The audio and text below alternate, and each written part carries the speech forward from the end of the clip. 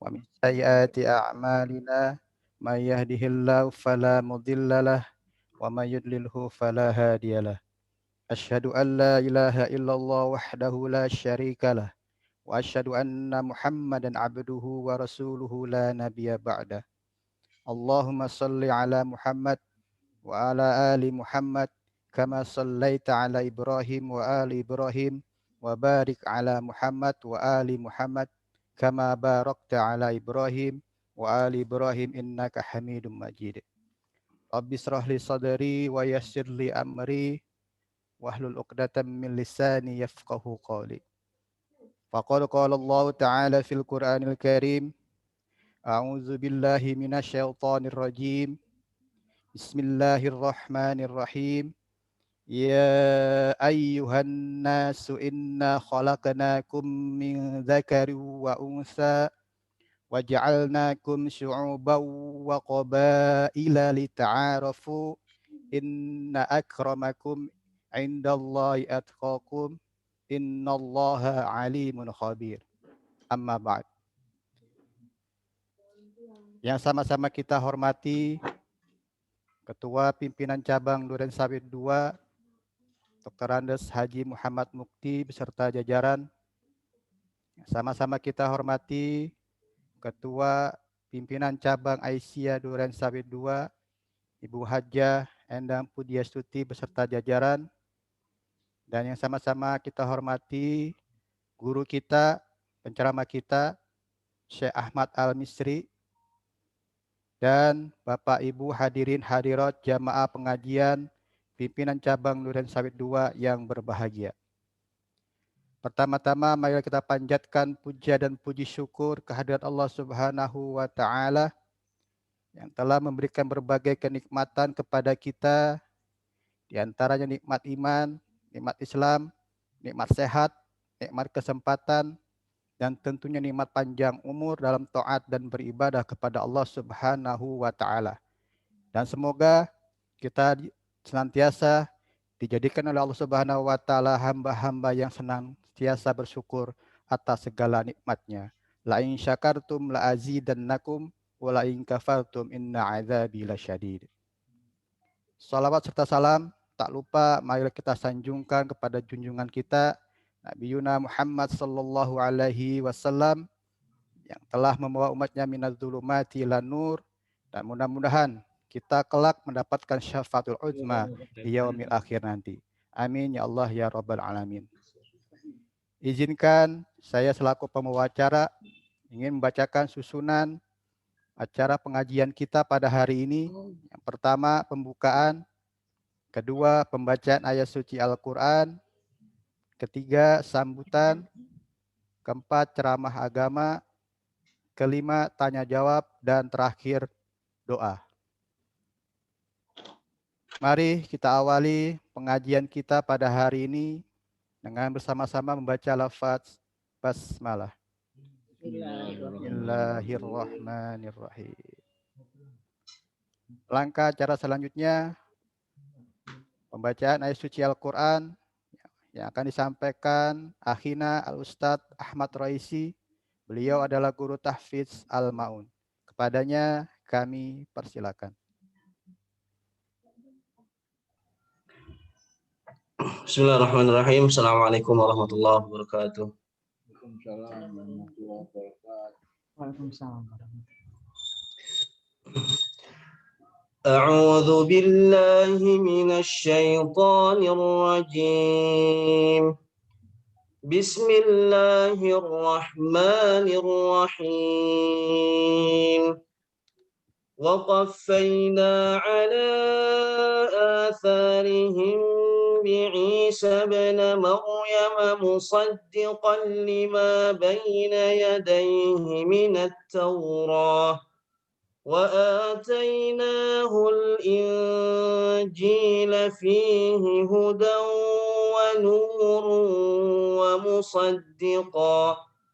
ومصدقا لما بين يديه من التوراة وهدى وموعظة للمتقين وليحكم أهل الإنجيل بما أنزل الله فيه ومن لم يحكم بما أنزل الله فأولئك هم الفاسقون وأنزلنا إليك الكتاب بالحق مصدقا لما بين يديه من الكتاب ومهيمنا عليه فاحكم بينهم بما أنزل الله ولا تتبع أهواءهم عما جاءك من الحق لكل جعلنا منكم شرعة ومنهاجا ولو شاء الله لجعلكم أمة واحدة ولكن ليبلوكم فيما آتاكم فاستبقوا الخيرات إلى الله مرجعكم جميعا فينبئكم بما كنتم فيه تختلفون وأن احكم بينهم بما أنزل الله ولا تتبع أهواءهم واحذرهم أن يفتنوك عن بعض ما أنزل الله إليك فإن تولوا فاعلم أنما يريد الله أن يصيبهم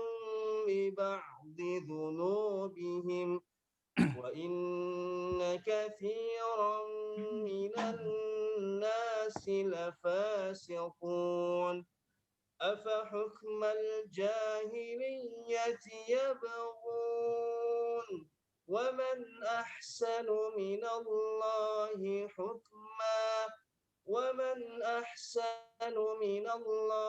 حكما لقوم يوقنون صدق الله العظيم. Assalamualaikum warahmatullahi wabarakatuh. Warahmatullahi wabarakatuh. Jazakallah khairan.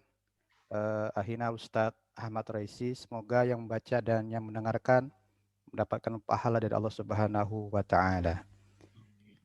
Langkah acara selanjutnya sambutan oleh Ketua Pimpinan Cabang Muhammadiyah Durensawit II pada Bapak Dr. Andes Haji Muhammad Mukti, kami persilakan.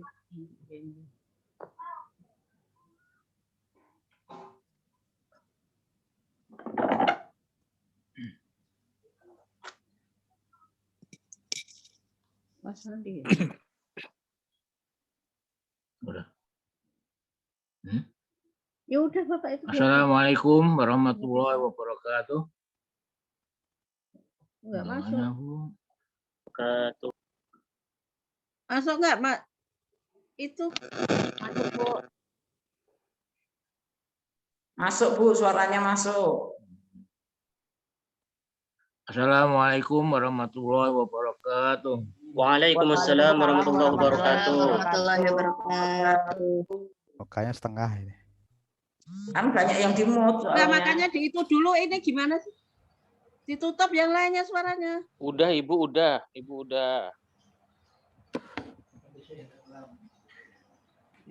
Ya, duduk. Bapak kasih pengantar dulu. Udah, Bapak. Udah Bapak langsung aja. Alhamdulillahirabbil alamin. Wassalatu wassalamu ala asyrofil anbiya'i wal mursalin wa ala alihi wa sahbihi ajmain amma ba'du.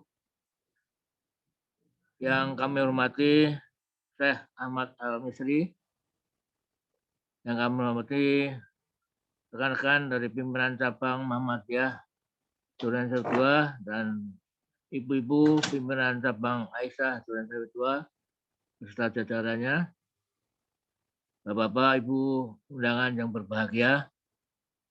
Pertama-tama, mari kita tidak kita memanjatkan puji syukur kehadirat Allah SWT, karena dengan limpahan karunia dan nikmatnya pada pagi hari ini kita dapat bertemu walaupun dengan Zoom, tapi kita bisa mengadakan aktivitas bagaimana yang selalu kita kerjakan.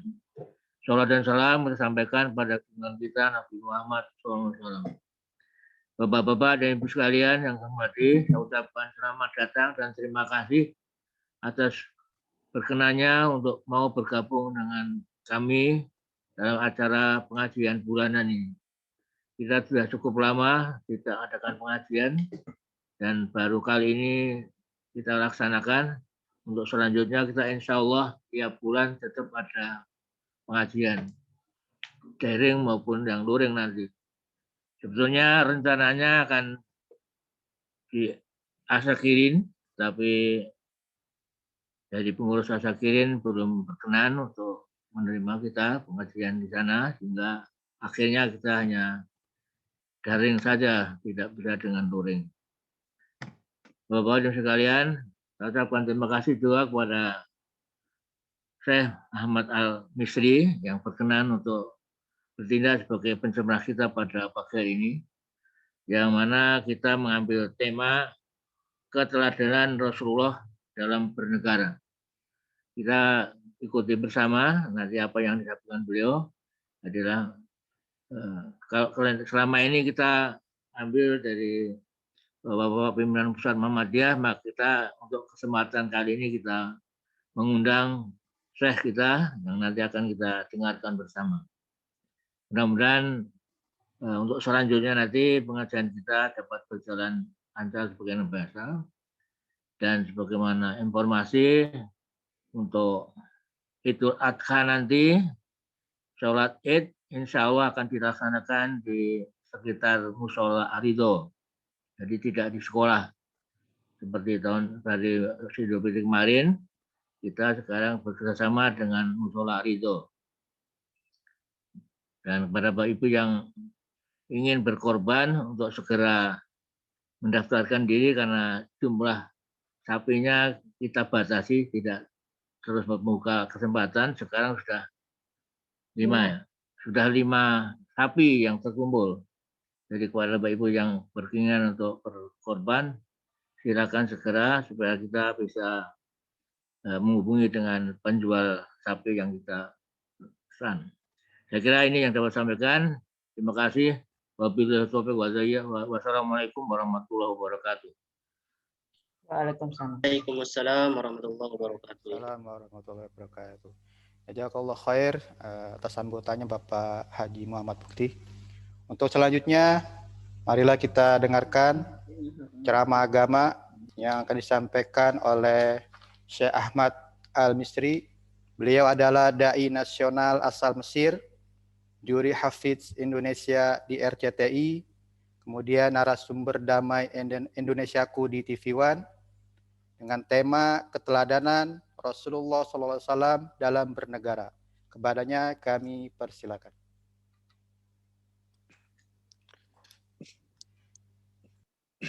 Bismillahirrahmanirrahim. Assalamualaikum warahmatullahi wabarakatuh. Waalaikumsalam warahmatullahi wabarakatuh.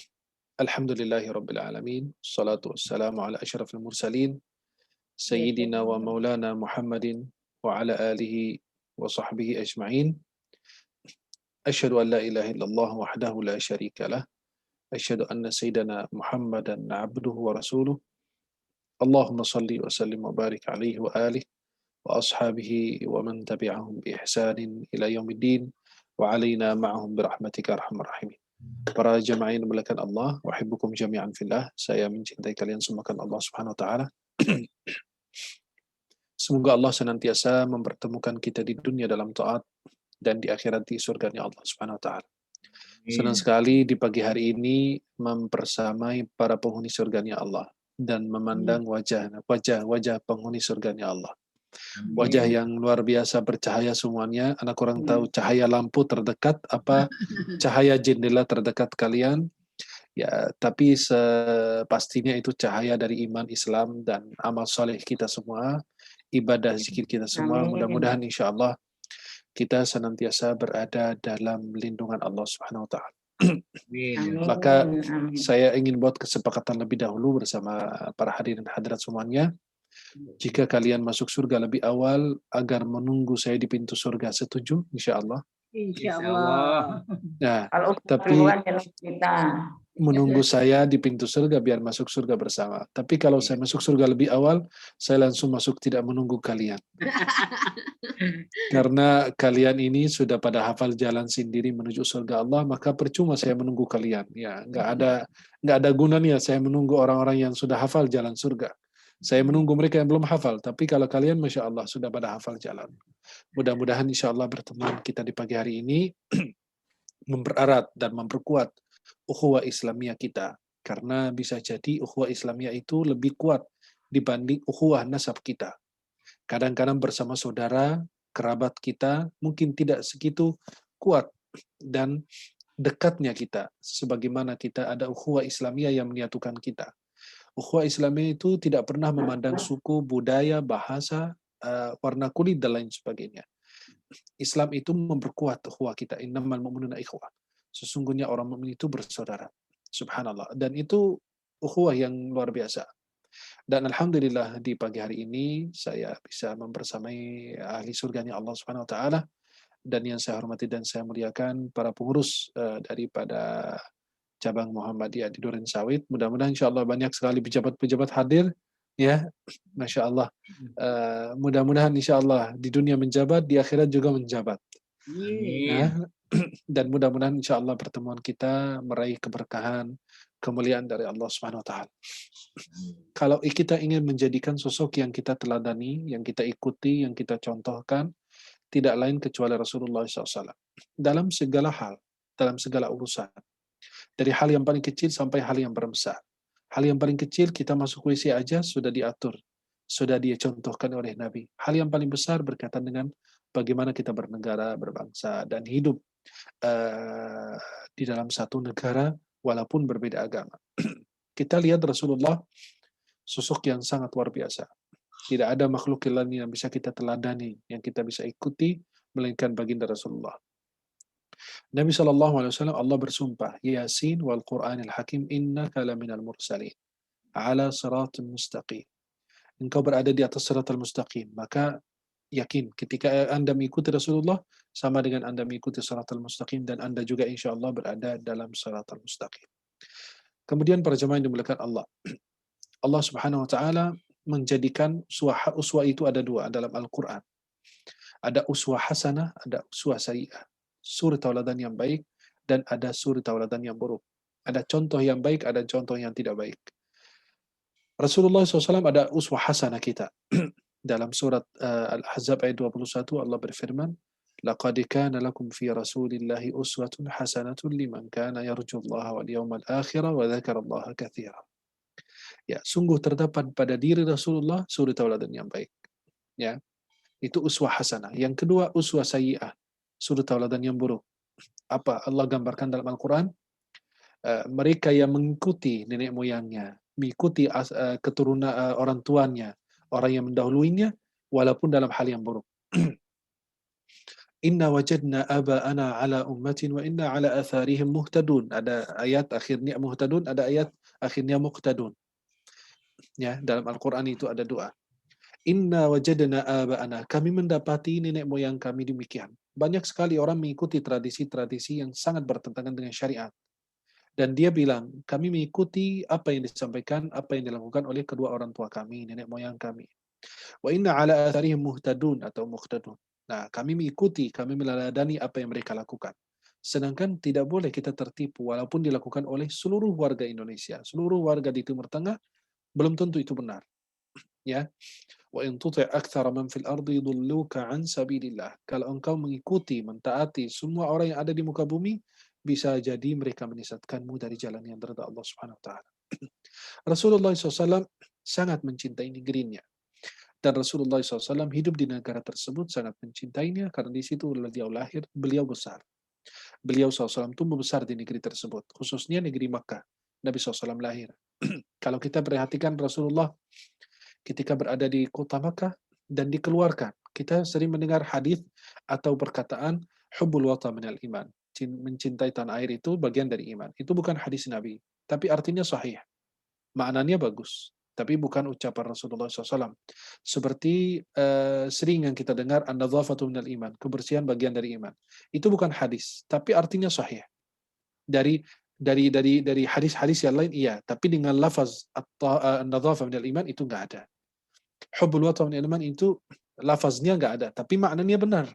Mencintai negeri atau tanah air itu, apalagi negara Islam kita ini, negara Indonesia, negara terbesar Islam, itu bagian dari iman.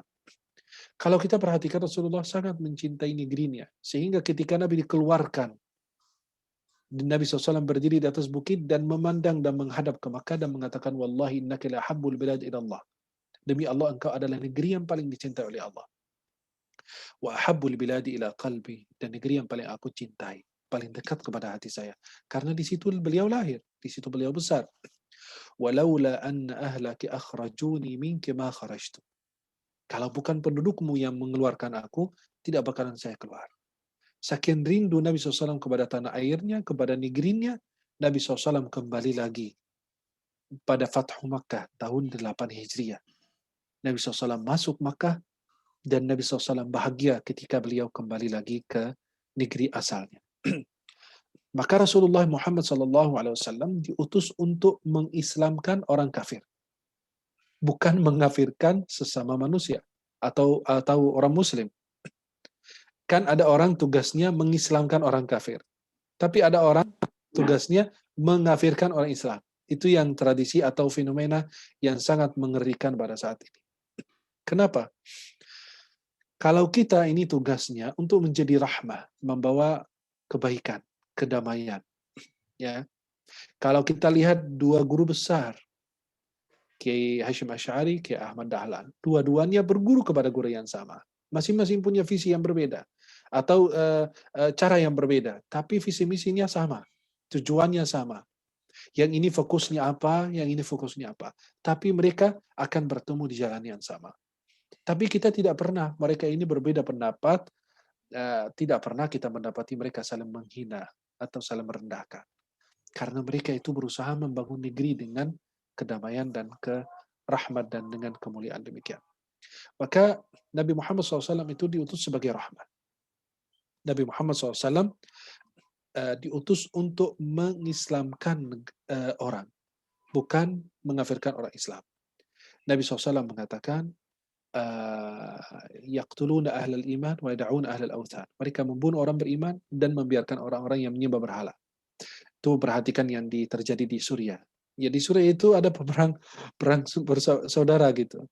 Seorang penguasa membunuh rakyatnya, padahal mereka itu Muslim. Subhanallah. Dan mereka membiarkan orang-orang Zionis memberlakukan apapun di Palestina dan di Baitul Maqdis dan lain sebagainya. Maka itu coba perhatikan, dan itu hadis Rasulullah disampaikan oleh baginda sallallahu alaihi wasallam 1400 tahun yang lalu. Kemudian para jemaah yang dimuliakan Allah Subhanahu wa taala. Nah, dalam proses dakwah Nabi sallallahu alaihi wasallam, akhlak luhur dan mulia ya menjadi pondasi umat utama Rasulullah Muhammad sallallahu alaihi wasallam di hadapan manusia dan bangsa yang beragam. Ya, baik rakyat jelata atau pejabat atau sampai raja-raja demikian juga, serta teladan Rasulullah SAW yang baik kepada para sahabatnya, suku dan kelompok-kelompok dari berbagai macam agama. Nabi Shallallahu Alaihi Wasallam menyadari hidup di tengah suku, bangsa dan agama yang beragam itu, seperti kita di Indonesia itu, hal ini menjadi perhatian penting beliau Shallallahu Alaihi Wasallam ketika hijrah ke Yathrib. Hijrah di Yathrib, biasakan kita bilang hijrah dari Makkah ke Madinah. Padahal itu kurang tepat. Hijrah Nabi dulu dari Makkah ke Yathrib. Yathrib itu nama Madinah dulu. Karena belum ada istilah Madinah. Belum ada istilah Thaibah. Ketika istilah Madinah Yathrib itu artinya tanah yang buruk, tanah yang busuk, tanah yang tidak subur. Maka ketika Rasulullah SAW hijrah, Rasulullah disebut hijrah dari Makkah ke Yathrib. Yathrib itu adalah tanah yang tidak baik. Ketika Rasulullah hadir di situ, berubah menjadi Al-Madinah Al-Munawwarah, kota yang bercahaya. Karena hadirnya Rasulullah. Kota yang bercahaya dan disebut dengan Taibah dan Ta'bah. Disebut tanah yang subur, tanah yang begitu luar biasa ketika hadirnya baginda Rasulullah SAW. Nabi SAW hijrah dari Makkah ke Yathrib, Madinah yang kita kenal, sekitar tahun 622 Masehi. Beliau dan para sahabatnya melakukan hijrah dari Makkah ke Yathrib juga pada tahun yang ke-13 dari masa kenabian Rasulullah Muhammad SAW. Ya. Hal itu merujuk pada dakwah Nabi SAW di Makkah dan berjalan selama 13 tahun. Ya. Nabi SAW berada di Makkah, Nabi selama dakwahnya itu 23 tahun. Nabi itu wafat 63. Nabi diutus usia 40. Sisanya 23. 13 tahun di Makkah, 10 tahun di Madinah. Adapun peristiwa hijrah Nabi SAW tersebut dijadikan dasar perhitungan tahun Hijriah yang dimulai pertama kali pada momentum tersebut. Ya, Nabi SAW menyampaikan risalah tauhid dan memimpin umat Islam di Makkah setelah Rasulullah SAW berhijrah ke Yathrib. Karena berbagai hal, Nabi SAW bertemu dengan berbagai kelompok, suku, dan agama. Masyarakat Madinah dari awal sudah mereka kita tahu semua bahwa di situ ada orang munafik, ada orang Yahudi dan lain sebagainya. Dan Nabi SAW memimpin mereka dengan baik. Nabi Muhammad SAW hendak menunjukkan masyarakat yang baldatun thayyibatun wa rabbun ghafur. Kemudian dibuatlah kesepakatan bernama Piagam Madinah, ya, atau disebut dengan Mitsaqul Madinah atau Ahdul Madinah. Berisi sekitar 47 pasal yang mengatur kehidupan bersama warga bangsa di kota Madinah.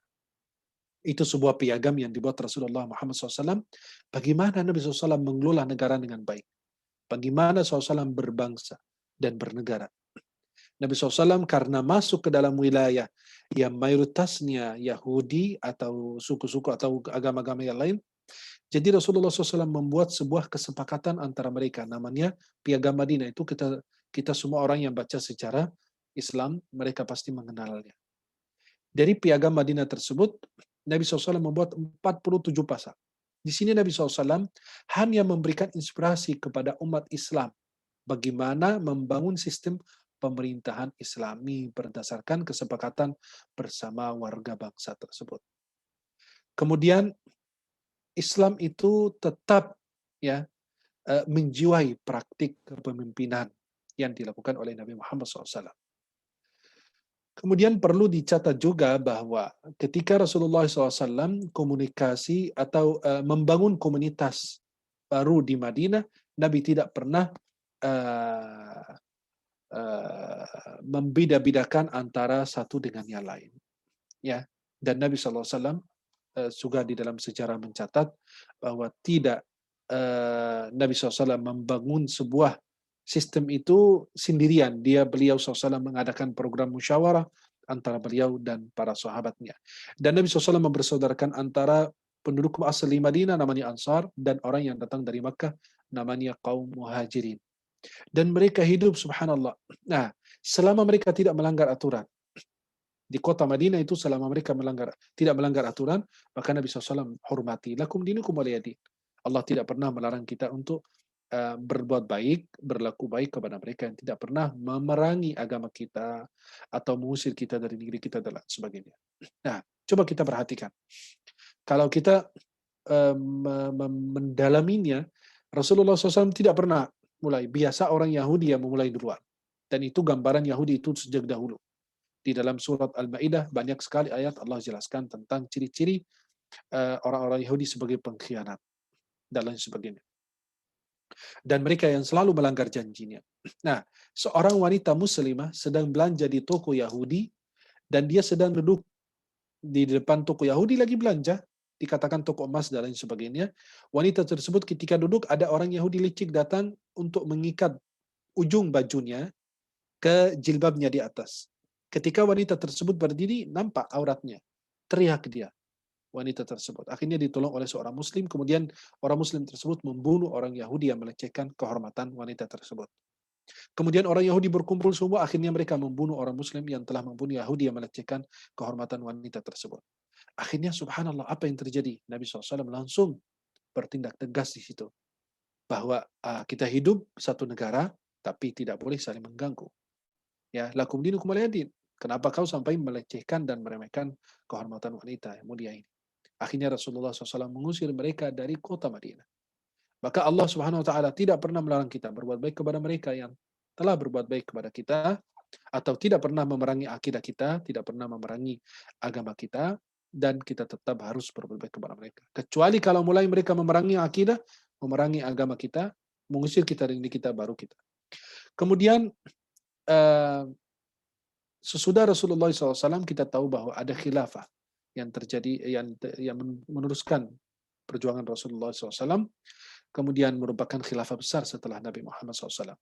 Maka mereka menjunjung tinggi kepemimpinan Nabi Muhammad SAW yang kerap melakukan musyawarah. Mereka juga tidak pernah menunjuk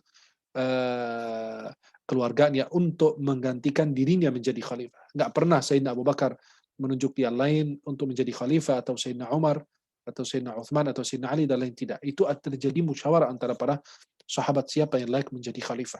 Pada saat Rasulullah SAW wafat, yang berhak menjadi khalifah adalah Abu Bakar. Karena beliau adalah sahabat setia Rasulullah SAW dan sahabat terdekatnya Rasulullah SAW. Hal ini berbeda jauh bila dibandingkan dengan sistem pemerintahan atau khilafah model dinasti Bani Umayyah dan Abbasiyah dan seterusnya. Mereka kan terus-menerus ya, bergantian dari satu keluarga. Seperti kita lihat sekarang sistem di pemerintahan Saudi gitu. Ya, hanya Al Saud itu yang pemimpin negara Saudi dari dulu.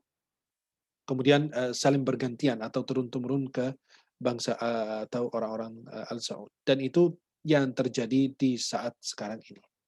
Kemudian di mana pergantian pemerintahan, kemudian berdasarkan yang kita lihat pengalaman-pengalaman, kemudian bertambahan atau berbeda dengan waktu, lingkungan, dan lain sebagainya. Nah, di situnya masyarakat Islam bisa belajar bahwa Mitsaq Al-Madinah itu menjadi bukti otentik dalam sejarah peradaban Islam bahwa negara pertama yang didirikan Nabi Muhammad SAW adalah negara Madinah. Kemudian negara kesepakatan atau perjanjian, ya, Darul Mitsaq, bukan negara Islam, bukan daulah Islamiyah dulu atau khilafah atau dan lain sebagainya, ya. Maka itu yang dibangun oleh Rasulullah SAW pertama adalah daulah atau negara Madinah yang dibangun oleh Rasulullah Sallallahu Alaihi Wasallam. Kemudian para jemaah yang dimuliakan Allah Subhanahu Wa Taala, ya, kita semua mempelajari dan mengetahui bahwa sistem yang dibangun oleh Rasulullah SAW dan bagaimana Rasulullah SAW hidup dalam negara tersebut, Nabi SAW tidak membangun negeri tersebut kecuali dengan izin dan taufik Allah Subhanahu Wa Taala. Ya, kita lihat Nabi SAW dalam membangun negara atau bernegara itu Rasulullah SAW selalu karena dipimpin oleh Allah Subhanahu Wa Taala. Ada taufik dari Allah Subhanahu Wa Taala, ada isyarat dari Allah Jalla Jalla. Ya, maka kalau kita perhatikan di negeri kita, negeri Indonesia ini, bagaimana kita hidup bernegara? Mereka berbeda agama, ya kita saling tetap menghargai, tetap menghormati, selama tidak ada yang namanya saling meremehkan. Sampai terjadi penghinaan-penghinaan itu dilarang dimanapun. Ya, sampai kita sebagai Muslim juga dilarang untuk menghina simbol agama mereka atau agama-agama lain, walaupun kita tahu agama itu tidak benar, tetap dilarang dalam Islam. La tasubbul ladzina yad'una min dunillah fayasubbullaha adwan bighairi ilm. Jangan kalian sekali-kali menghina, meremehkan, mencela itu yang namanya sesembahan mereka, karena itu akan otomatis mereka menghina Allah Subhanahu Wa Taala.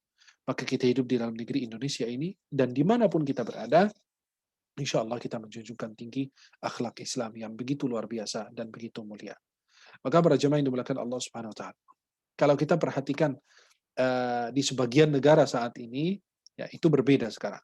Ada orang yang bilang sampai di Palestina bom bunuh diri katanya. Nah itu kan berbeda negara, berbeda situasi, berbeda kondisi. Kalau kita di Indonesia itu dilarang karena kita negara Islam. Ya, kita negara aman, damai. Tapi kalau di Palestina itu negeri yang sedang dijajah.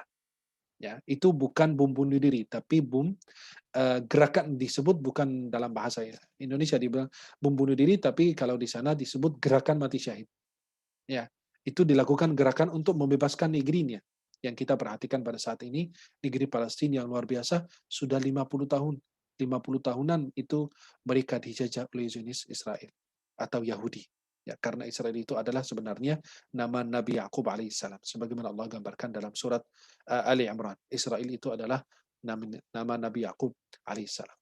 Maka para jamaah yang dimuliakan Allah Subhanahu wa taala, mudah-mudahan kita di negeri kita yang kita cintai, negeri Indonesia ini, selalu kita hidup rukun, kita mengharapkan negeri kita menjadi negara yang baldatun thayyibatun wa rabbun ghafur, dan kita insyaallah kita berdoa biar negeri kita senantiasa mendapatkan keberkahan dan kemuliaan dari Allah Subhanahu wa taala dimanapun berada, dan mudah-mudahan Allah jauhkan negeri kita ini dari hal-hal yang tidak diridai dan tidak diberkahi oleh Allah Subhanahu wa taala.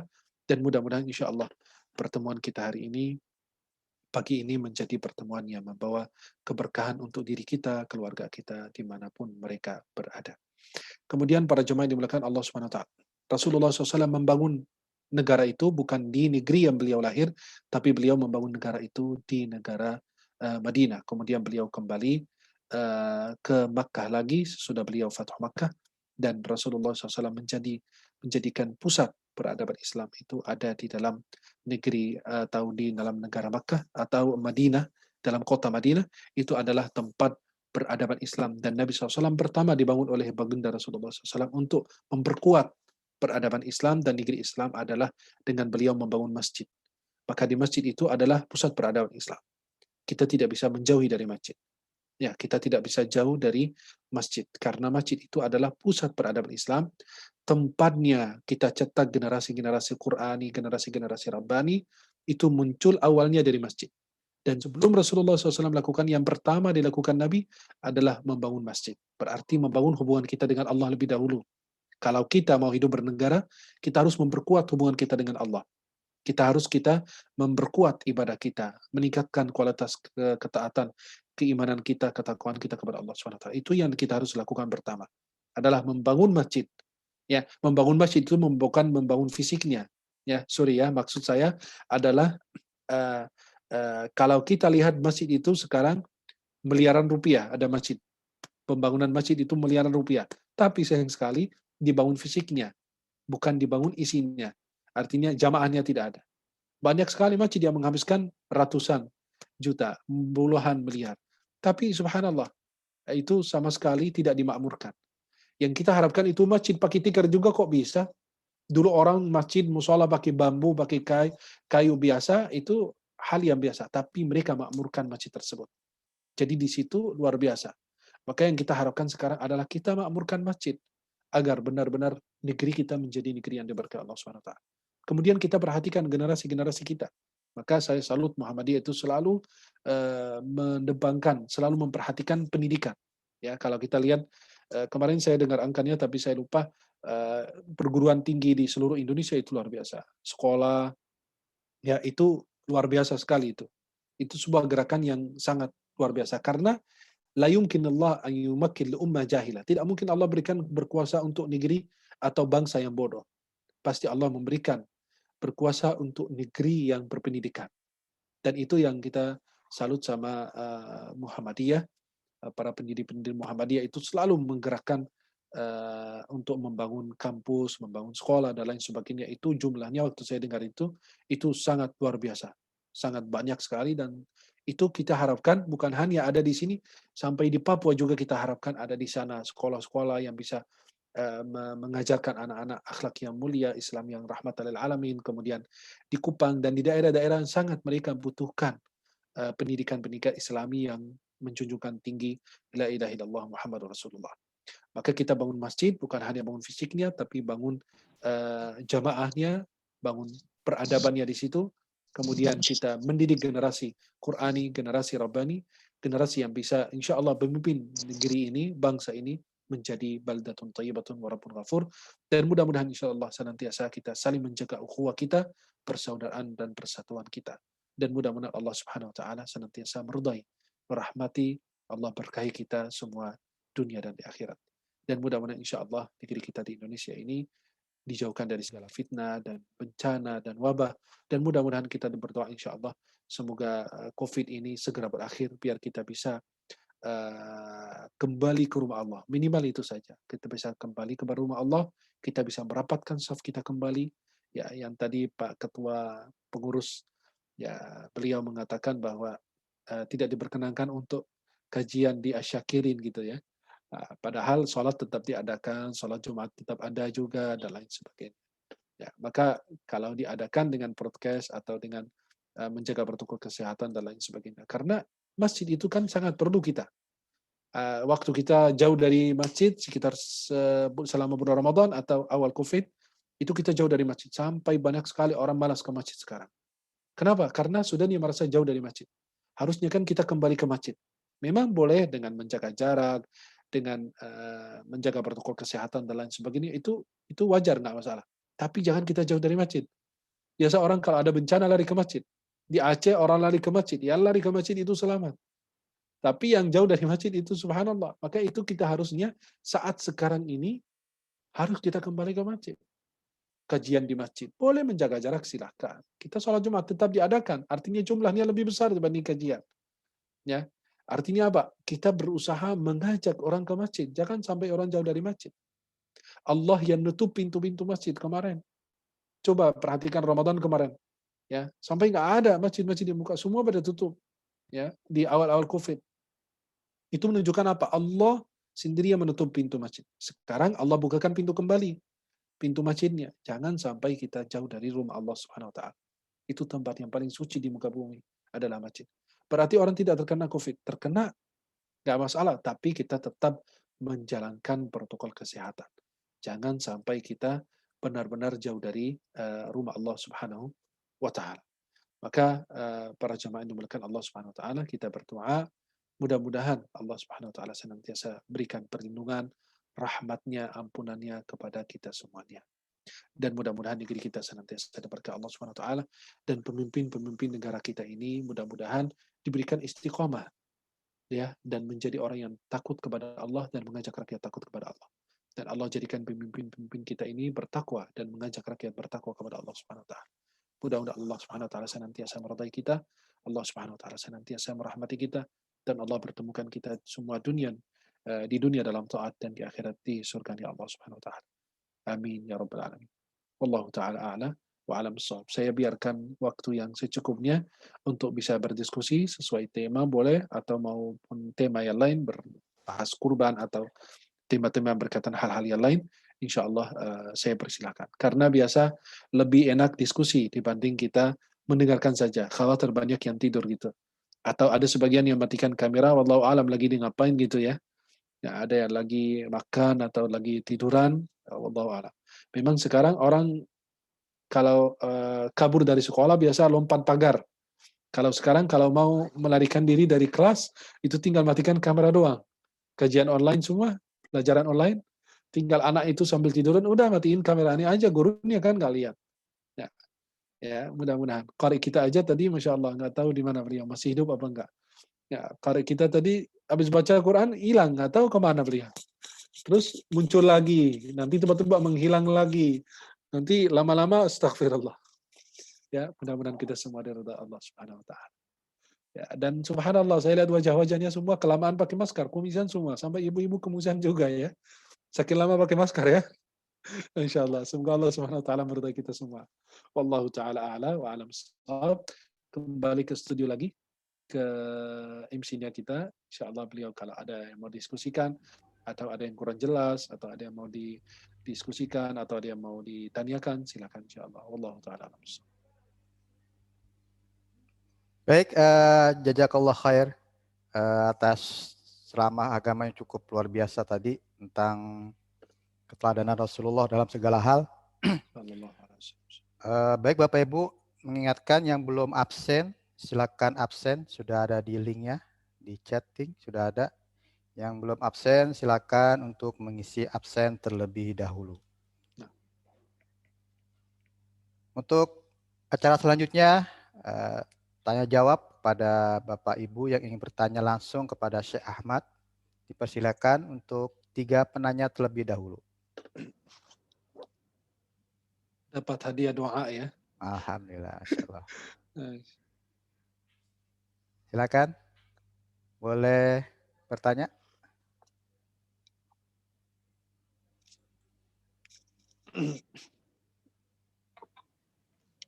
Assalamualaikum warahmatullahi wabarakatuh. Waalaikumsalam. Waalaikumsalam warahmatullahi wabarakatuh.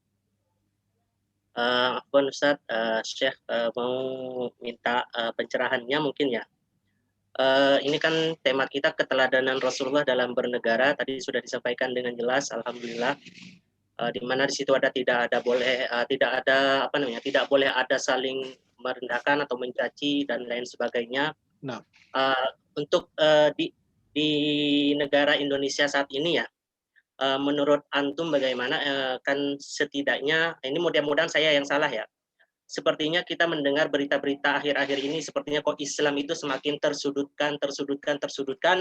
Toh kita pun juga sebenarnya tidak melakukan perlawanan seperti yang tadi antum sampaikan, berbeda konteks ya. Kita di negara Indonesia, sedangkan di Palestina itu adalah gerakan mati syahid.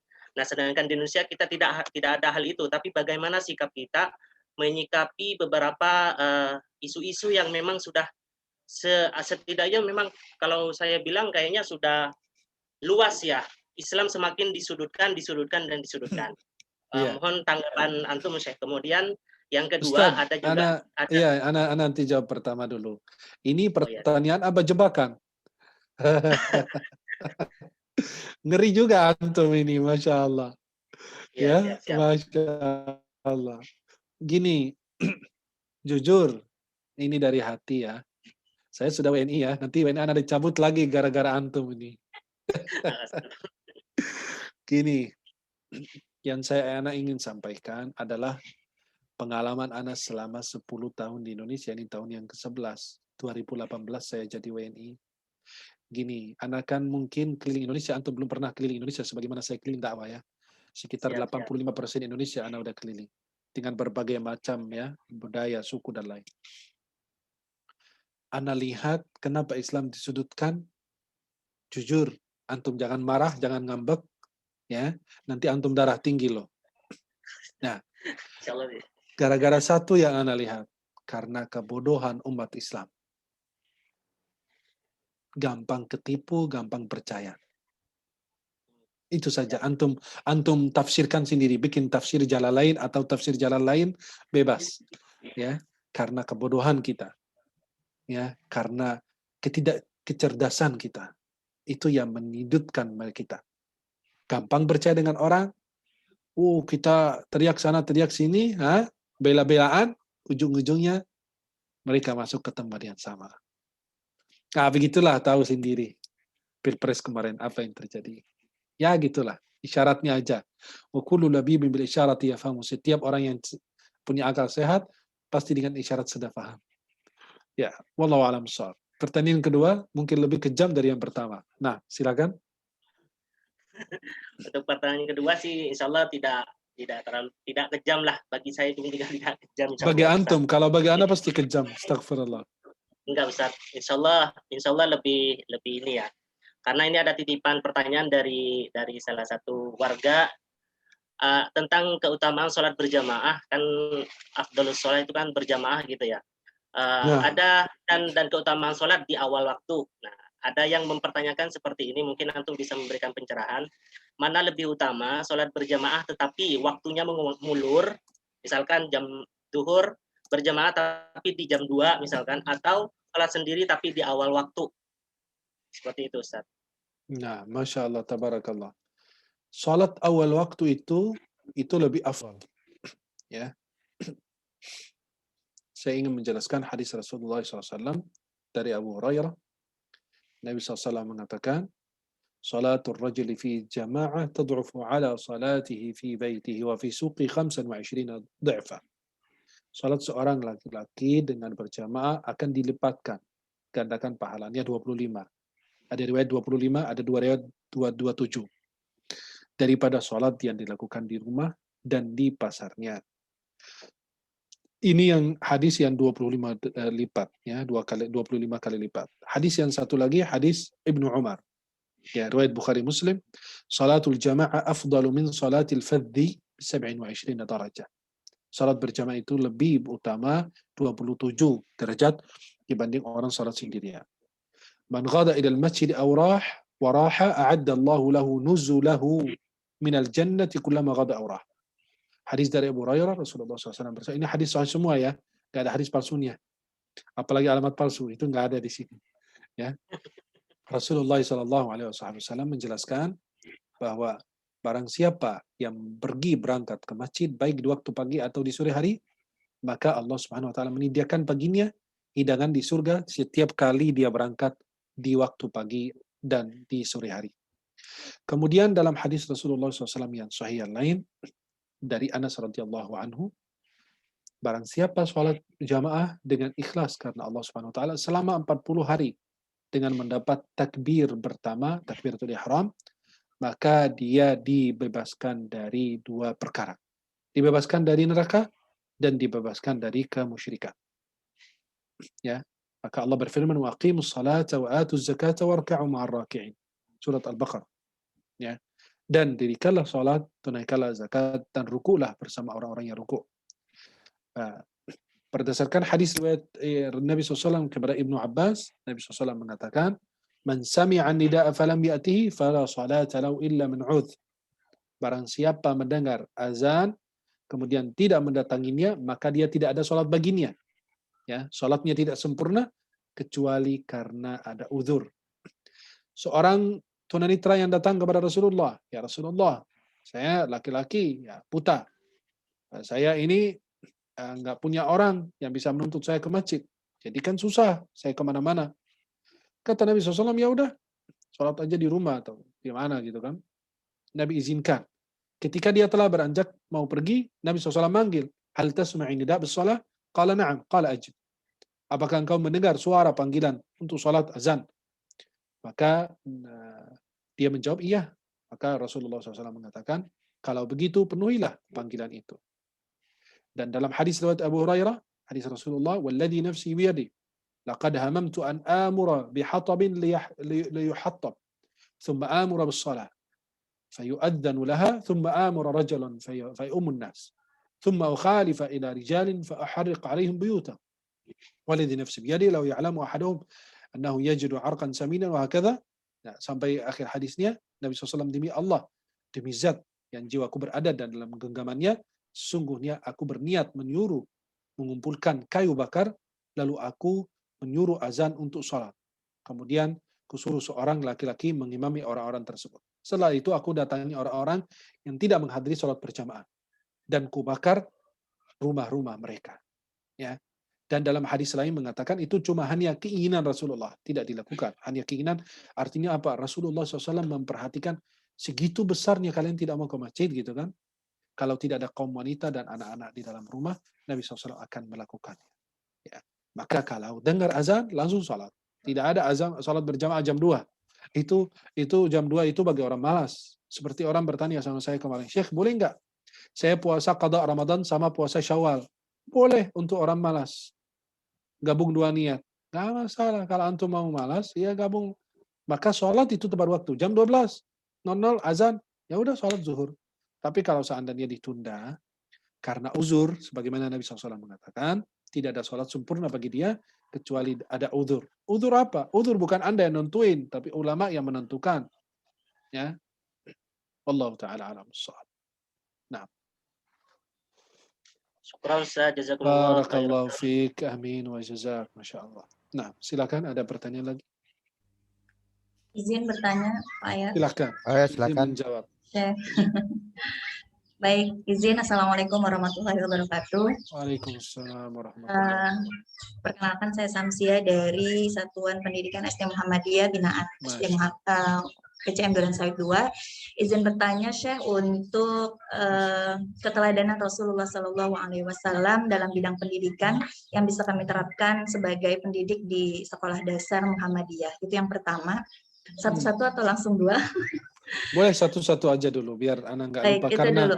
ya faktor usia Ana udah tua jadi banyak lupa. Astagfirullah. Baik, Gini, mungkin satu dulu. pendidikan Rasulullah SAW kalau kita perhatikan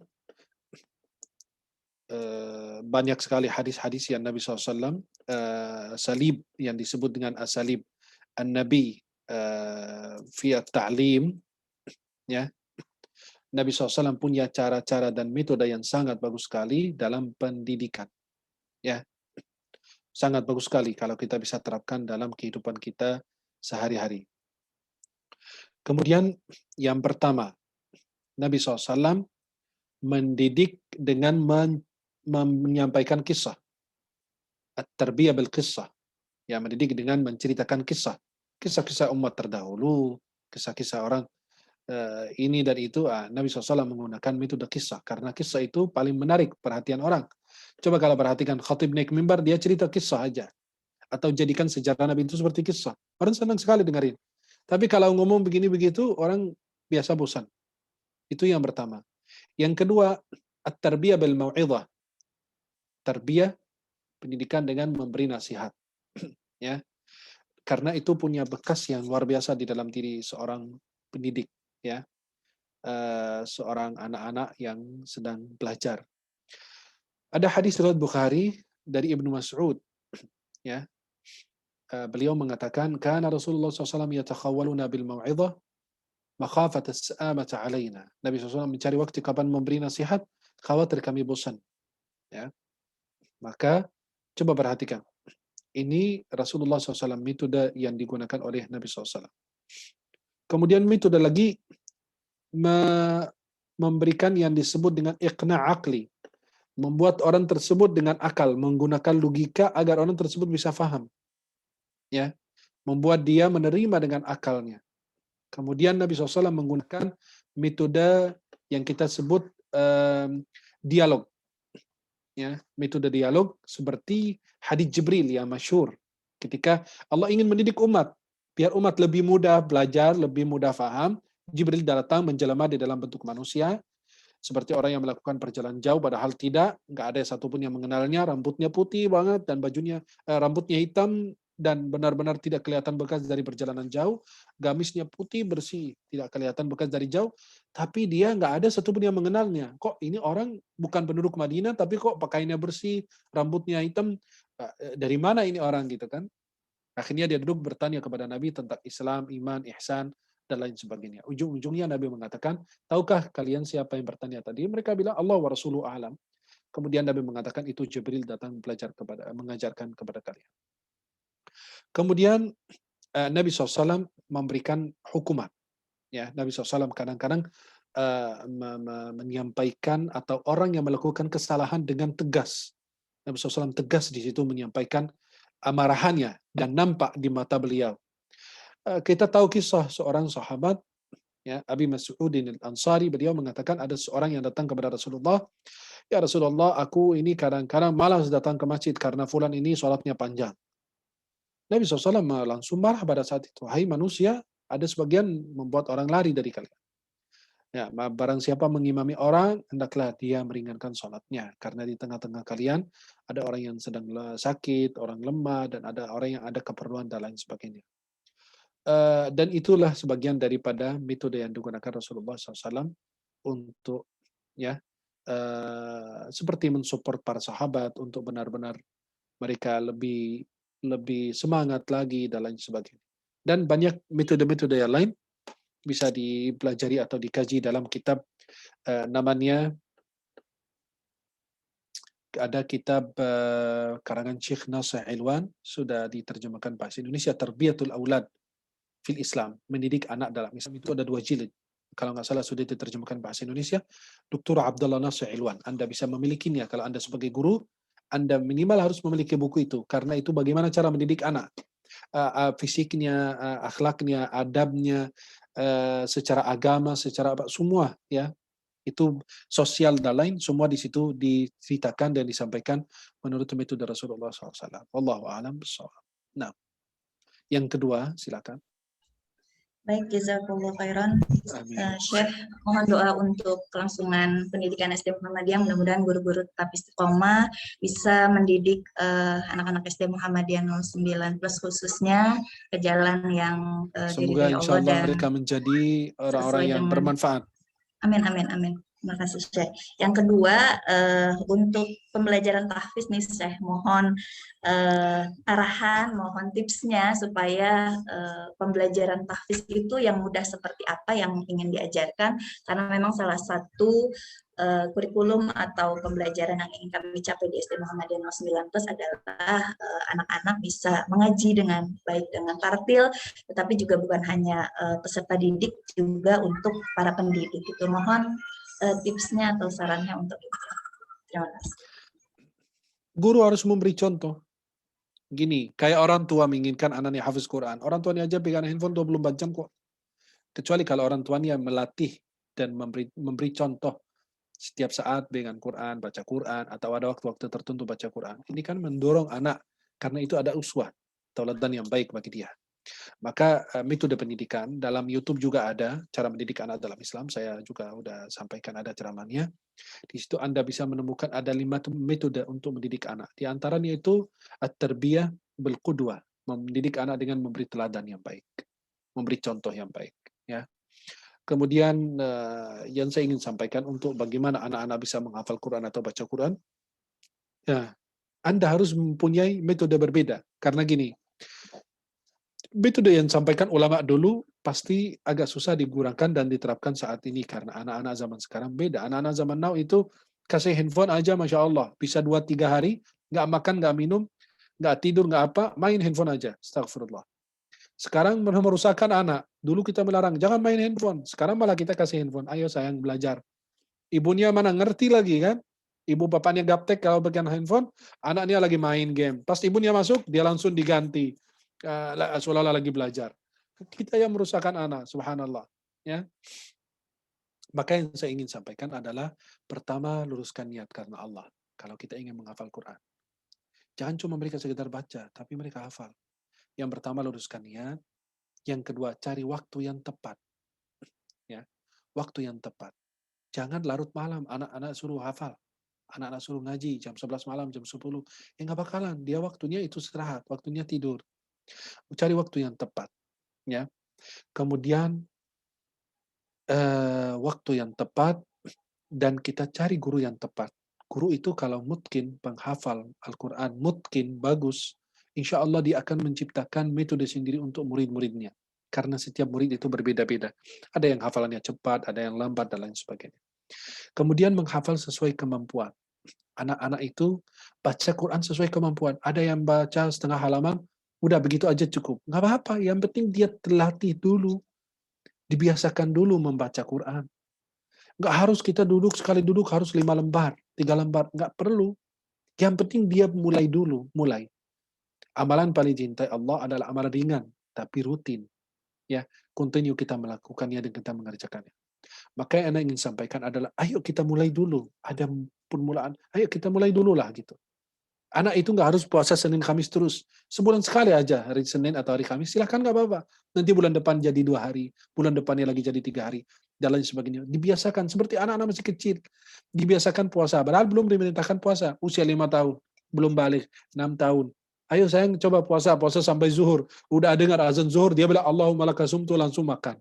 Nggak masalah, dia dilatih dulu. Nggak masalah, tapi ya jangan maknya ikut juga Allahumma laka sumtu. Kemudian maknya juga makan dengan azan zuhur. Pas ditegur, lah ini kan azan zuhur, kok mirip dengan azan maghrib? Iyalah mirip, azannya sama, nggak ada beda. Cuma waktunya aja yang luar biasa. Maka harus kita milih guru yang tepat, waktu yang tepat, menghafal sesuai kemampuan. Kemudian anak-anak itu dikasih dengar murattal yang bagus. Suara imam-imam yang bagus, jangan suara bebek. Maaf gurunya kurang bagus suaranya, jangan. Nanti dia malah nggak suka dengan Quran. Kasih dengar Syekh Mishari Rashid Al-Afasi, atau Syekh Siddiq Al-Minshawi, atau Syekh Al-Husari. Tapi qari yang mungkin, Syekh Al-Ma'iqli, Mahir Al-Ma'iqli, Syekh Su'ud Al-Shirim, ulama-ulama jangan ikut-ikutan, mohon maaf, dengan anak-anak muda yang masih di Indonesia yang belum hafal Quran, belum bisa belajar tajwid dengan benar, hanya modal suaranya aja yang bagus, modal suaranya yang bagus. Jangan, khawatirnya ada tajwid-tajwid yang kurang tepat, anak itu bisa meniru. Tapi kasih dengar syekh-syekh yang besar, qari yang besar, orang-orang mutkin yang bagus suaranya dan lain.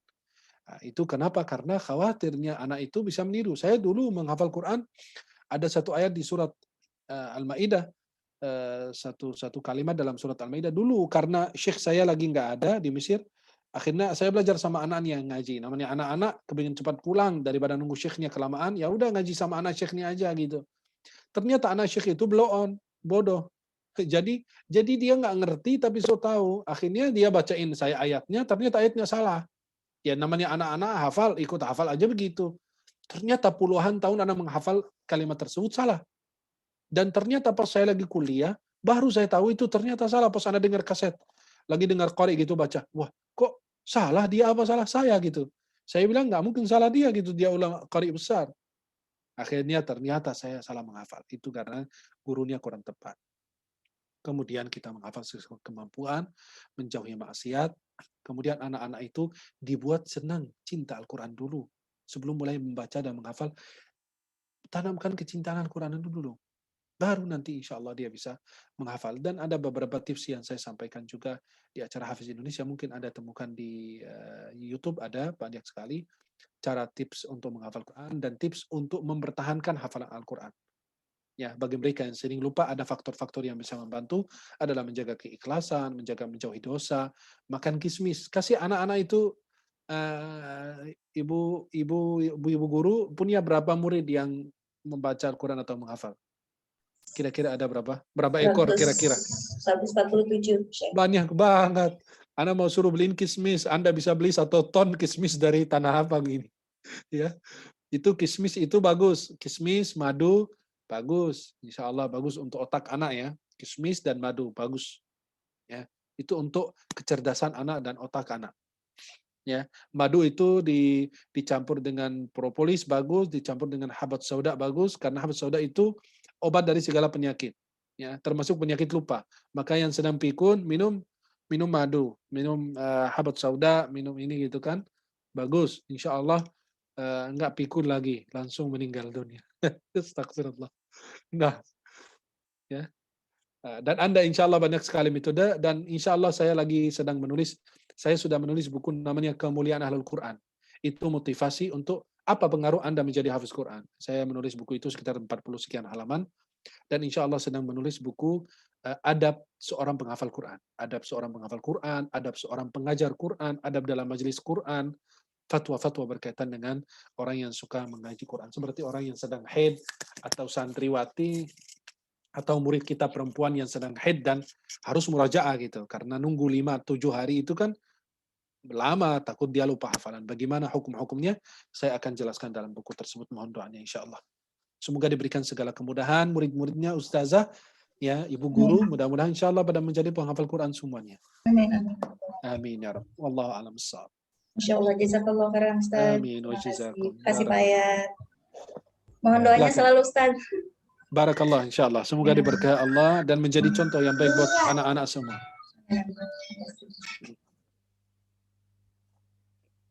Baik, terima kasih Ibu Syamsiah MPD. Beliau adalah Kepala SD Muhammadiyah 09. Masya Allah, Masya Allah.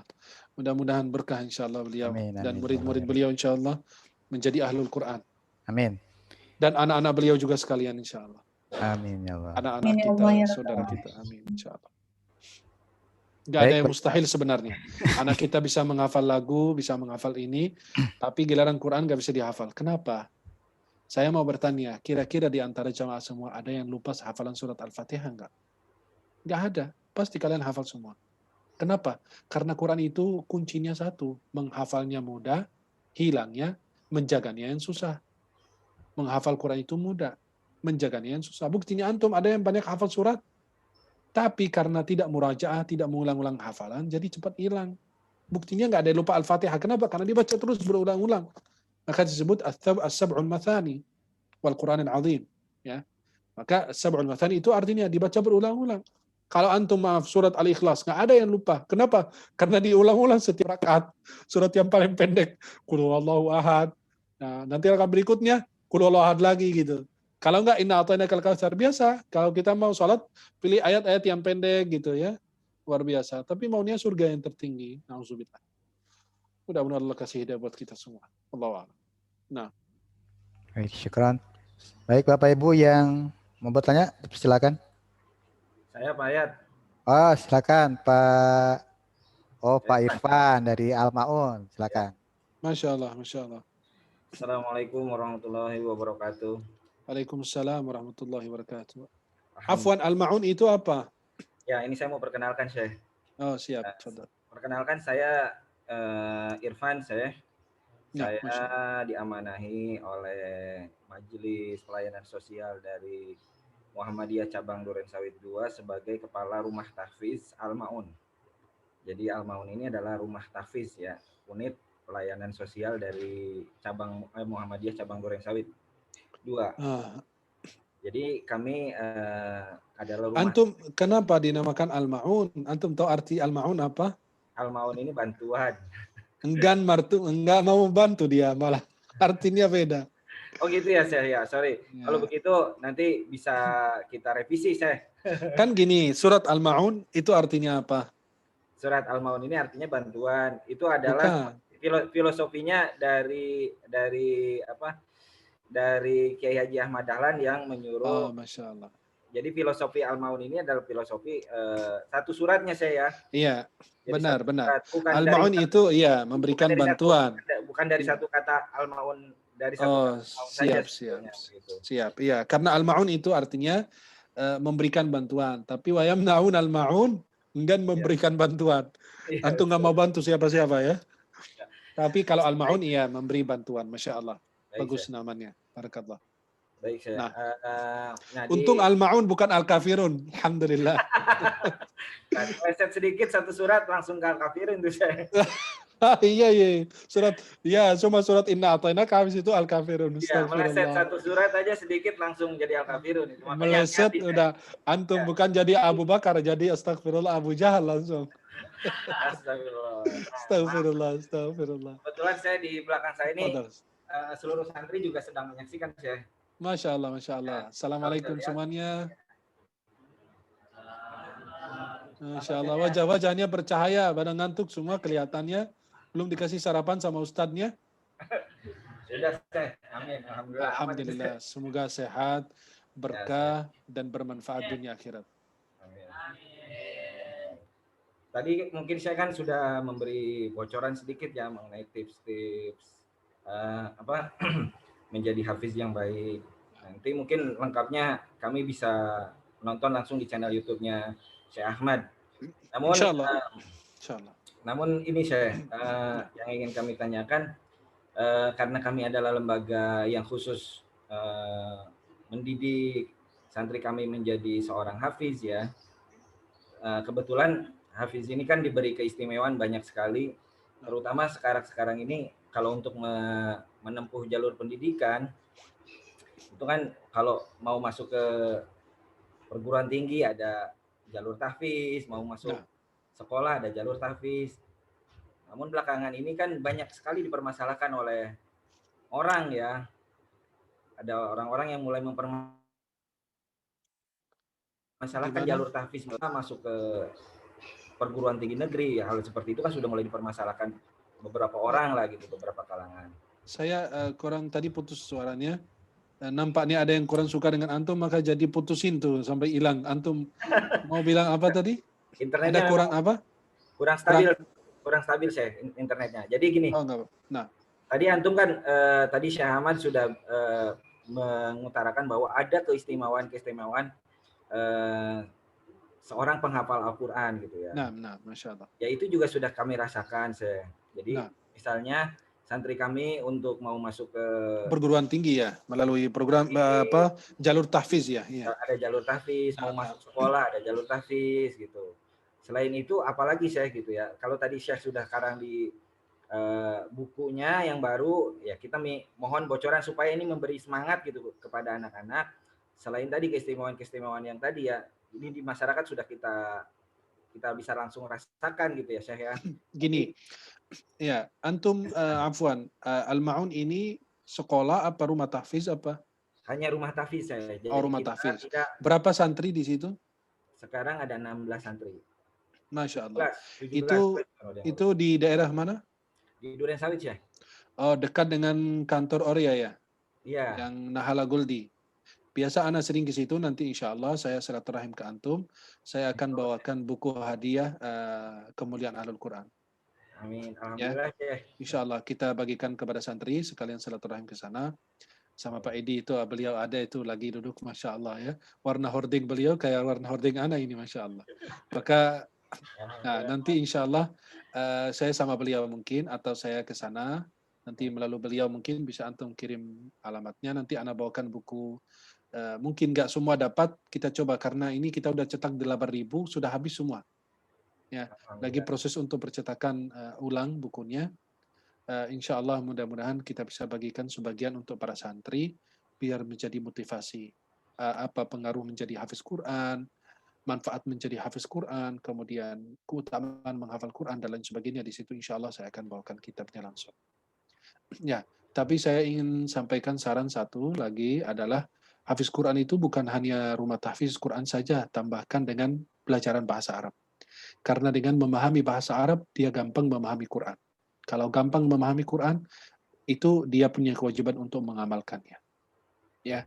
Dan biar tidak tergelincir kakinya ke dalam pemahaman-pemahaman keliru daripada memahami ayat dan menerapkan ayat Al-Quranul Karim. Wallahu a'lam bishawab. Syukran Syekh. Barakallahu fiik. Semoga diberikan segala kemudahan, keberkahan. Dan antum Masya Allah, tabarakallah, luar biasa. Mudah-mudahan Allah permudah segala urusan. Terima kasih Syekh.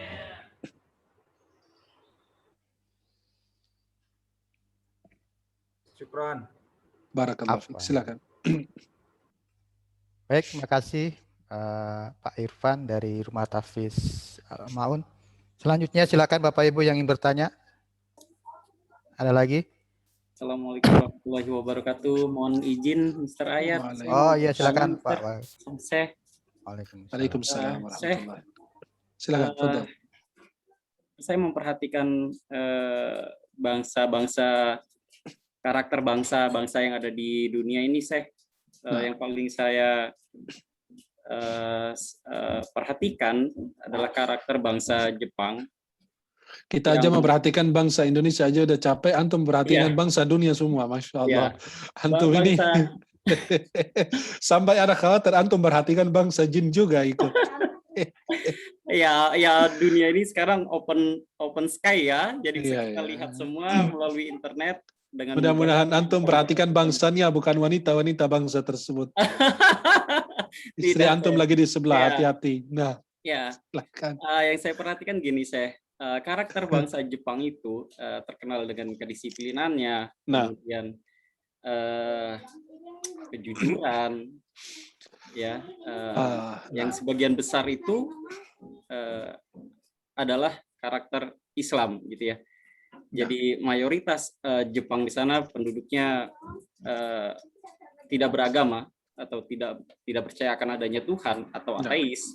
Sedangkan Indonesia yang mayoritasnya Islam, banyak yang nggak benar. Dibandingkan dengan karakter bangsa Jepang itu jauh sekali gitu ya. Seperti kebiasaan mereka antri, kebiasaan mereka untuk tidak mencuri, menjaga kepercayaan orang gitu ya, amanah seperti itu. Nah, kesalahan bangsa Indonesia itu apa sih? Gini, sampai antum yang ini mayoritas Islam bisa harus belajar karakter dengan bangsa Jepang. Antum ini jebakan kayak pertanyaan pertama Pak Zainul. Astagfirullah. Ini kajian ini mau anak dicabut warga negeri ini lagi apa? Tidak Ustaz. Jadi gini, supaya Indonesia itu ada perbaikan karakter dari Ustadz atau Syekh yang betul paham karakter Islam seperti itu. Siap. Kita gini, agar main netralnya, Kalau kita di media atau di TV, kita tidak main sebut nama. Antum ini sebut nama langsung gitu, bisa kena KPI langsung kalau kita di TV, ya. Kena KPI, kena polisi, kena Densus, kena Bansos, kena semua. Ya. Jadi gini, kalau kita sebut, kita bilang, kok bangsa-bangsa, kaum-kaum muslimin atau negara-negara Islam, kok beda dengan orang-orang non-muslim, kelakuan mereka begini. Sebenarnya gini, mereka ada banyak keburukan juga, kejahatan. Keburukan terbesar mereka adalah kezaliman besar mereka adalah kesyirikan. Inna syirka la zulmun azim. Sesungguhnya kemusyrikan itu kezaliman besar. Itulah kejahatan terbesar mereka. Tidak percaya dengan adanya Allah. Padahal Allah yang memberikan hidup, Allah yang mewafatkan mereka, memberikan rizki dan lain sebagainya. Itu adalah hal-hal yang buruk. Ya, setiap negeri pasti ada yang baik, ada yang buruk. Hanya mereka menampilkan yang baik. Tapi kita, Masya Allah, Tabarakallah, menampilkan selalu yang buruk-buruk. Jadi orang memperhatikan bukan bangsa Indonesia, di Timur Tengah juga demikian. Maka saya mengutip perkataan Syekh Muhammad Abduh, mantan mufti Mesir dulu, murid dari Syekh Muhammad Rashid Ridha yang punya tafsir Al-Manar. Beliau mengatakan apa? Aku pergi ke Eropa, aku menemukan Islam tanpa adanya muslimin. Ya, sifat jujur, kebersihan, kedisiplinan, dan lain. Dan saya kembali ke negara Islam, saya menemukan Islam, tapi tidak ada muslimin. Muslimin tapi tanpa Islam.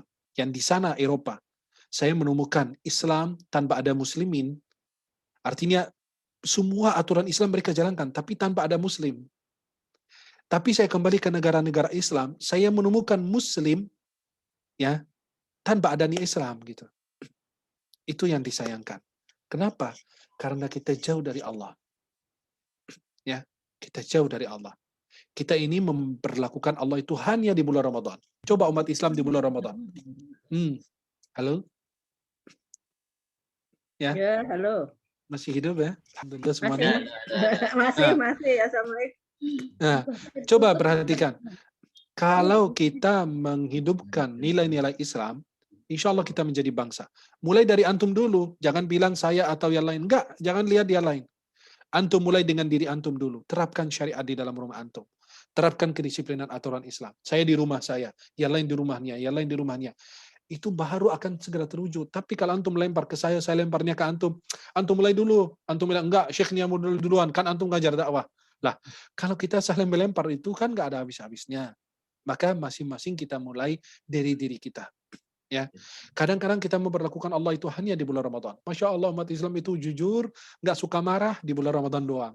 Siang hari Ramadan diajak berantem sama orang, maaf ya, aku lagi puasa. Kalau mau berantem nanti habis maghrib.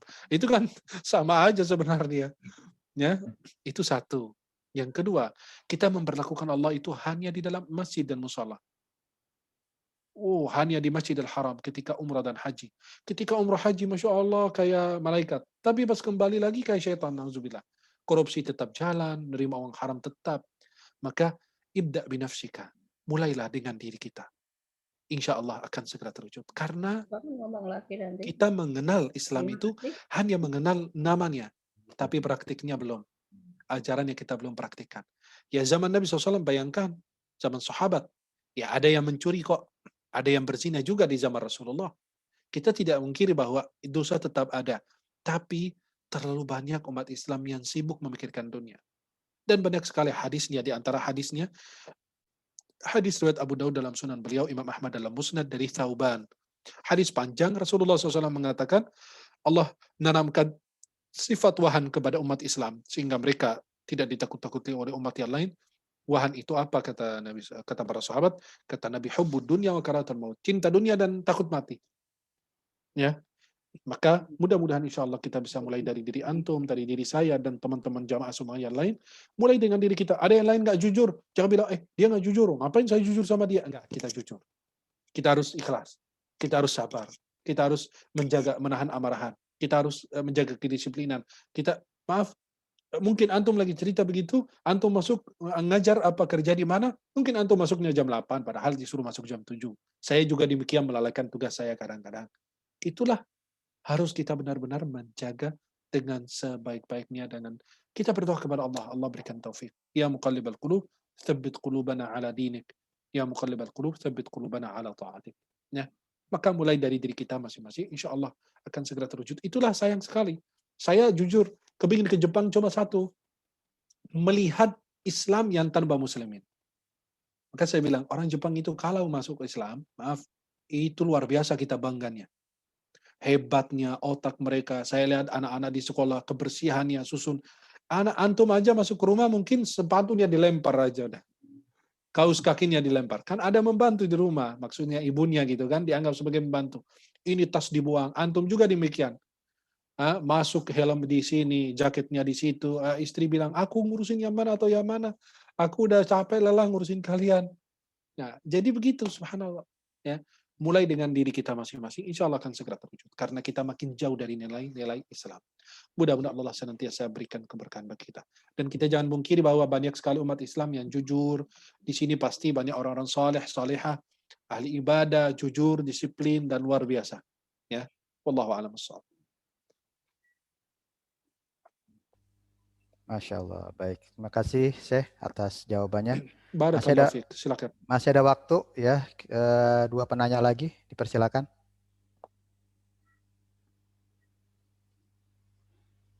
Silakan yang mau bertanya, masih ada waktu.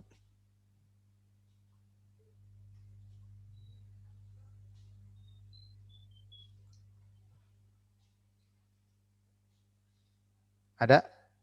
Bapak Ibu?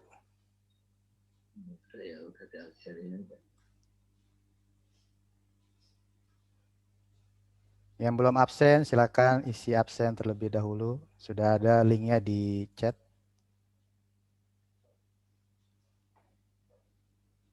Silakan yang ingin bertanya.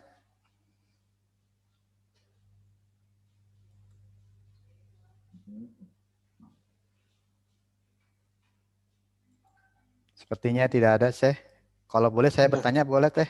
Boleh, boleh. Masya Allah, dengan senang hati. Masya Allah, tabarakallah.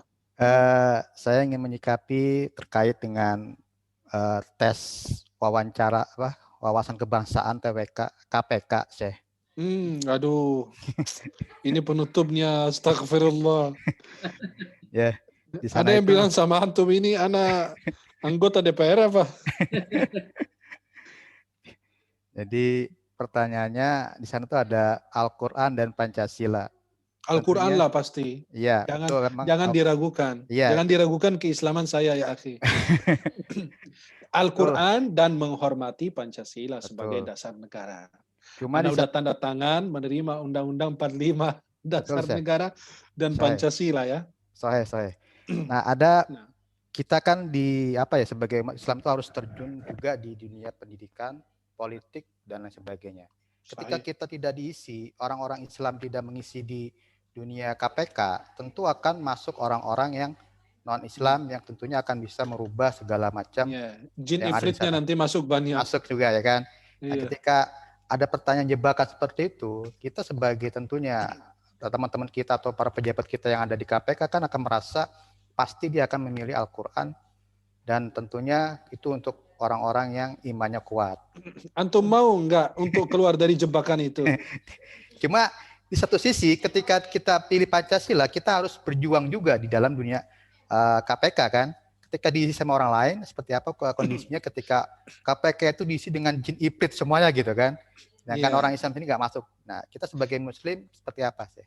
Gini, kalau Ana dikasih lembaran kertas pilih antara Quran dan Pancasila, saya tulis di atas Al-Quran, kemudian nomor 2 Pancasila. Silahkan. Sama dengan antum dikasih pilihan antara ibu ke bapak, ibu dan ayah. Antum milih yang mana? Kalau milih ibu, ayah nggak bakalan kasih duit jajan lagi. Kalau antum milih ayah, mama nggak bakalan ngurusin baju, nggak bakalan masakin makanan. Artinya, itu sebenarnya jebakan dari iblis. Yang bikin hal demikian, jujur bagi saya pribadi, itu kurang tepat. Jangan bentrok umat Islam dengan kitab yang suci, yang dari Allah, yang tidak diragukan sedikit pun, dengan kitab atau undang-undang yang dibuat oleh manusia. Kita yakin Pancasila itu nilai-nilai Islam semua kok. Ketuhanan yang Maha Esa dan lain sebagainya, keadilan dan lain, itu kan semua nilai-nilai Al-Quran. Tapi istilahnya aja nggak bisa, saya nggak tega. Saya bilang antara pilih Al-Quran dan Pancasila. Saya pilih dua-duanya, tapi di atas Al-Quran, di bawah Pancasila. Karena saya sebagai Muslim. Tapi kalau saya beda agama, saya pasti pilih Pancasila. Karena dia tidak percaya dengan Al-Quran. Maka itu adalah pertanyaan yang jujur bagi saya pribadi. MUI harus bergerak di situ. Bukan saya sebagai perorangan. MUI harus menjunjungkan tinggi Al-Quran dan agama. Ini kan MUI Majelis Ulama. Mereka yang harus bergerak. Itu nggak bisa disamakan. Maaf, saya di Mesir. Pilih antara Al-Quran dan Undang-Undang Mesir. Saya pilih Al-Quran. Dan pasti Al-Azhar akan ikut berperan di situ bahwa itu dilarang dalam Islam. Pilih antara ibu dan antara istri. Ya dua-duanya nggak bisa. Pilih antara anak dan istri atau anak dan ibu. Nggak bisa itu. Bukan apple ke apple gitu kan. Ya. Maka itu menurut saya itu hal yang seperti yang lahir duluan siapa? Ayam apa telur? Ya silakan dijawab. Nah, ayam apa telur? Kan pertanyaan yang lucu. Kita nggak tahu yang mana duluan, telurnya dulu apa ayamnya dulu. Saya nggak menyaksikan penciptaannya. Ya, seperti mahar apa yang diberikan Adam kepada Hawa. Ada yang bertanya sama saya demikian. Mahar apa yang diberikan Nabi Adam kepada Siti Hawa? Saya bilang maaf Pak, bukan penghulu yang menikahkan mereka berdua. Maka saya tidak tahu dikasih mahar apa. Kan jadi pertanyaan yang sangat lucu dan membuka apa? Membuka bentrok antara umat Islam. Umat beragama di sini di Indonesia itu membuat fitnah begitu. Maka pertanyaan tersebut, nah, apakah Anda, pertanyaan yang harus tepat ini, apakah Anda menerima Pancasila sebagai dasar negara? Itu baru, iya atau tidak? Apakah Anda setuju dengan Pancasila? Nah, itu baru pertanyaannya. Anda menjebak dia, oh saya setuju Pancasila sebagai dasar negara, atau tidak? Nah, itu kan pertanyaan yang tepat, tapi antum bilang, pilih antara Al-Quran dan Pancasila itu tidak bisa. Jujur, saya tulis di atas nomor 1 Al-Quran, karena saya sebagai Muslim harus memilih Al-Quran. Yang kedua, Pancasila, karena saya sebagai warga negara Indonesia yang baik, saya memilih Pancasila sebagai dasar negara. Benar kan? Nah, kalau tidak, pilih antara wahai penguji, pilih aja antara ibumu atau ayahmu. Ya nggak bisa, dua-duanya harus dipilih. Karena tidak bisa dibeda-bedakan. Ya, maka itu seperti yang saya jelaskan. Nomor 1, saya pilih Al-Quran karena saya sebagai Muslim, Al-Quran itu adalah kitab suci yang tidak diragukan sedikit pun. Yang kedua, saya memilih Pancasila karena dia adalah dasar negara. Dan saya sebagai warga negara Indonesia, Pancasila itu adalah harga mati. NKRI kita harga mati. Gitu saja. Bisa keluar dari jebakan tersebut. Kalau dia bilang dinyatakan tidak lulus, biarin. Mendingan saya kehilangan sesuatu, ya, karena Allah daripada saya kehilangan Allah langsung. Benar nggak? Saya kehilangan sesuatu karena Allah daripada saya kehilangan Allah.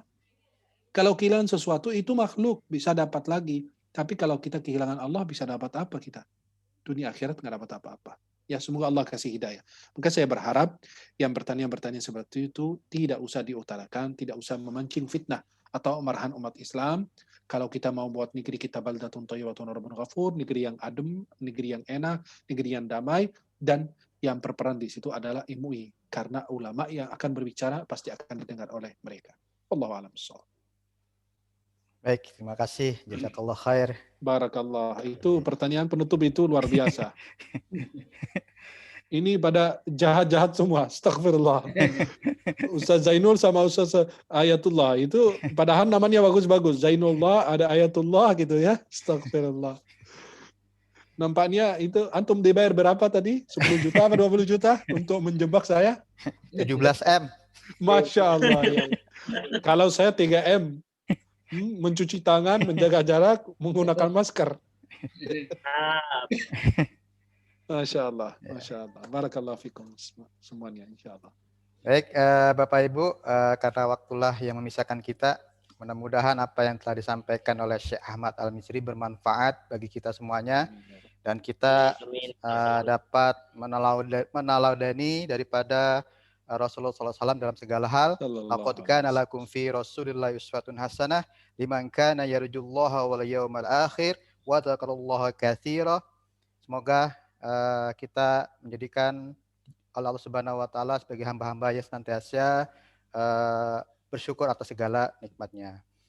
Dan sekali lagi kami juga atas nama pembawa acara mohon maaf atas segala kekurangan dan kekhilafan. Yang benar datang dari Allah Subhanahu wa taala dan yang salah dari saya pribadi yang dhaif, yang fakir, mohon kiranya dimaafkan yang seluas-luasnya. Akhirul kalam, mari kita akhiri pengajian pimpinan cabang Muhammadiyah Durensawit 2 pada hari ini dengan membaca lafaz hamdalah. Alhamdulillahirobbilalamin. Oke, sebelum kita akhiri ada permohonan untuk dokumentasi dulu, Syekh. Ya, difoto dulu per slide.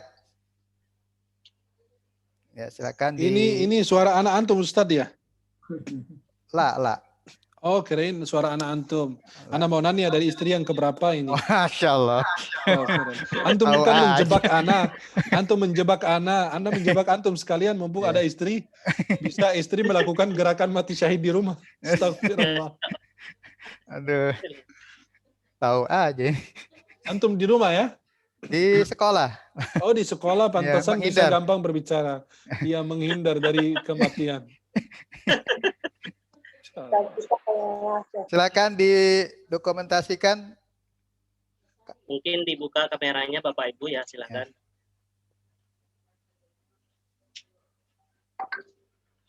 Masya Allah, bercahaya semuanya. Masya Allah, Masya Allah. Luar biasa. Ada sebagian yang belum buka kameranya, nampaknya ketiduran.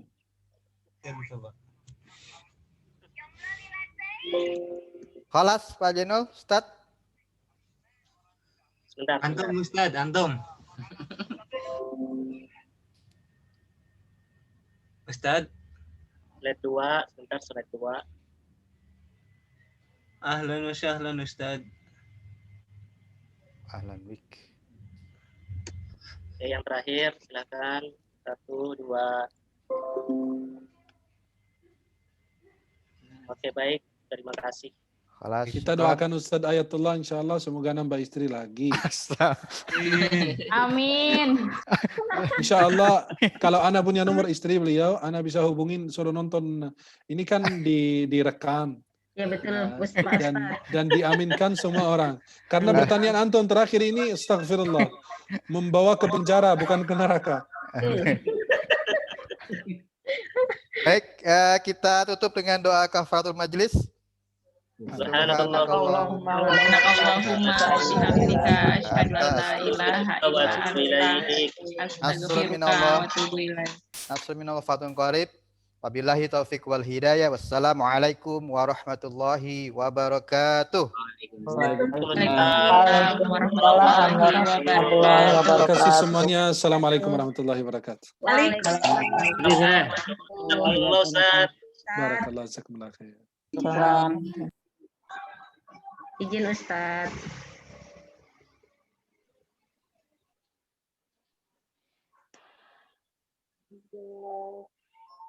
Assalamualaikum warahmatullahi wabarakatuh. Ibu-ibu semua sudah pamit. Assalamualaikum. Ya Bunda, jauh-jauh dari Jogja. Ya, alhamdulillah. Bu Nani sehat ya. Alhamdulillah lagi nginep di Bekasi.